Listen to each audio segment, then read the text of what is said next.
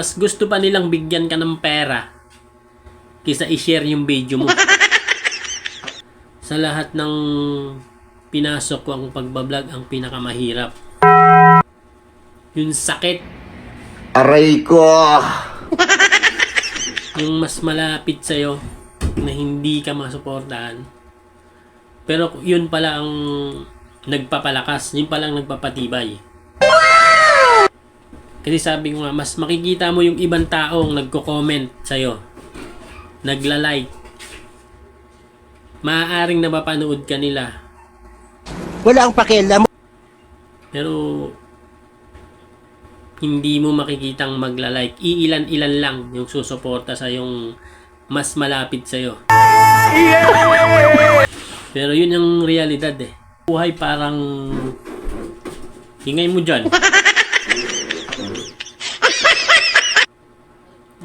Kung may gumawa man sa'yo ng hindi maganda,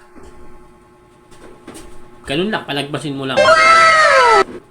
Basta ang alam mo, tama yung ginagawa mo. Hindi naman mawala yung sakit, pero pilitin mo lang yung sarili mo na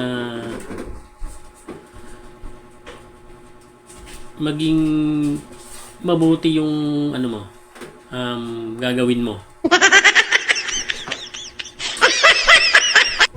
Hindi naman mawala yung mga masasama o angit yung ginagawa eh. Pero basta ikaw, alam mo sa sarili mo na okay yung ginagawa mo. Wala kang inaapakang tao.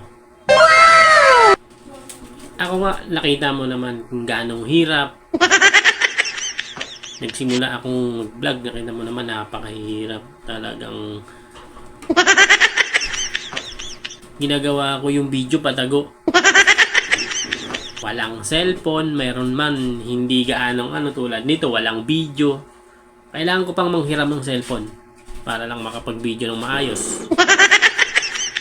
Papasa ko lang at i-edit ko dito kasi walang sounds. Malabo.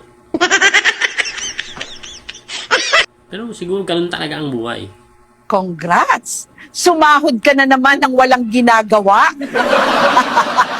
Kaya kung nagsisimula ka, tawanan mo na lang mga problema.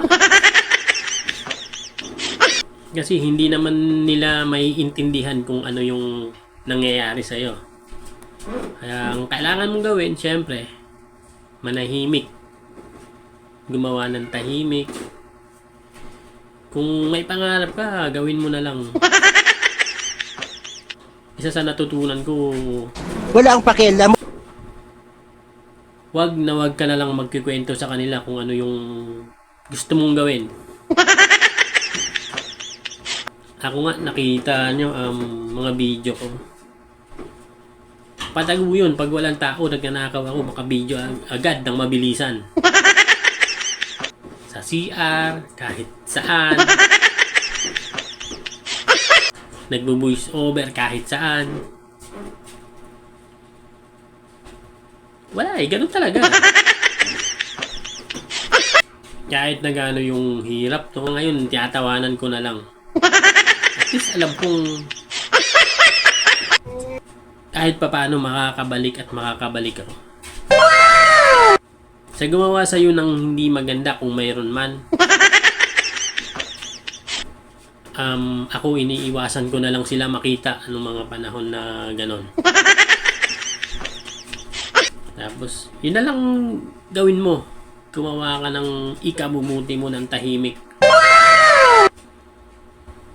Pilitin mo maging masaya.